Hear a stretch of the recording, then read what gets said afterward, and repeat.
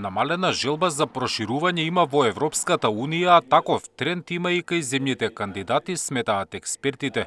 Како главни причини ги посочуваат бавниот процес на пристапување и немањето перспективи од проширувањето. И ова го ослабува апетитот за реформи за модернизирање во земјите кандидатки, што по друга страна го намалува апетитот за прием на кандидати кои што ќе имаат добро владење на правото и други. Значи севкупно земено имаме намалување на апетитот се извинувам за проширување кај сите страни според сегашната состојба на работите. Според домашните експерти, владењето на правото како основа за пристапување зависи и од ангажираноста на Европската Унија. Сметаат дека реформите во правосудството стагнираат по ветото од Бугарија. Подсетуваат дека ниту промената на уставното име не бил доволен компромис за напредок.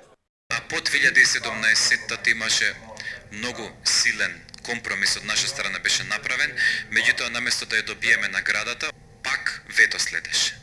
Тоа испраќаше и многу сигнал до другите земји, не правете компромис затоа што ќе завршите на истата ситуација како што заврши Македонија. Од нашето 20 годишно искуство, моделот во најголем дел, барем тоа е така во нашиот случај, во најголем дел зависи од ангажманот на самата Европска Унија во одржувањето на перспективата за пристапување жива.